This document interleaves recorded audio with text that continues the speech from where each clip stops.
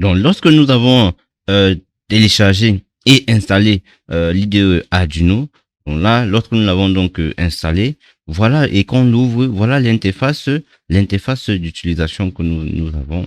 Donc, ici, par exemple, c'est des dossiers comportant tous les projets que nous créons. Voilà. Et là, c'est pour téléverser c'est pour pouvoir télécharger les différents types de cartes à programmer.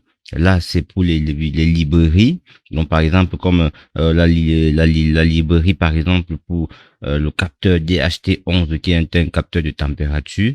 Donc, voilà.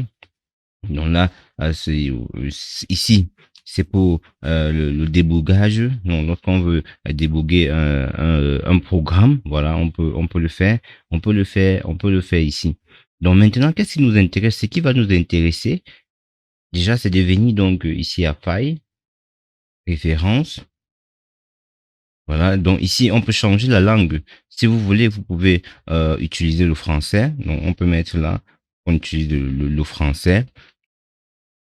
Donc, on peut le faire. Mais ce qui est intéressant ici, c'est ici, ce lien que j'ai mis là, qui va donc nous permettre de télécharger donc les différents composants ESP32 afin de nous pouvoir programmer l'ESP32 avec donc la carte Arduino. Donc ici, on va télécharger à partir de ce lien, on va télécharger donc tous les différents types de cartes qu'on pourra donc programmer avec l'IDE Arduino. Par contre, avec Visual Studio Code et Platform IO, on n'a pas besoin de faire ça parce que lorsque on installe Platform IO, il installe directement tous les packages correspondant aux différentes cartes qu'on pourra donc programmer. Donc, ici, voilà donc ce lien, c'est ce lien que on va coller. Vous devez coller ce lien ici.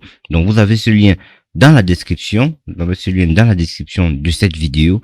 Donc, vous copiez ce lien et vous allez donc le coller ici. Voilà. Donc, et vous faites OK. OK. Donc, lorsque on a donc collé ce lien, qu'est-ce qu'on doit faire? Lorsqu'on colle ce lien, on va donc aller au niveau de Board Manager pour pouvoir donc téléverser les différentes cartes que nous devons utiliser. Donc, nous venons ici au gestionnaire de cartes, et ce que nous allons taper, c'est ESP32. Voilà. Donc, lorsque nous tapons dans ESP32, voici, voilà. Donc, on doit prendre dans ESP32 par expressif ou by expressif. Donc, c'est ça que nous devons choisir. Moi, je l'ai déjà installé. Donc, je peux ici, on me dit là que je peux faire donc une mise à jour. Ouais. Donc, je peux décider de faire une mise à jour. Mais vous allez donc cliquer sur install et ça va donc installer donc toutes les différentes cartes ESP32 qu'on pourra donc utiliser pour programmer avec l'IDE Arduino.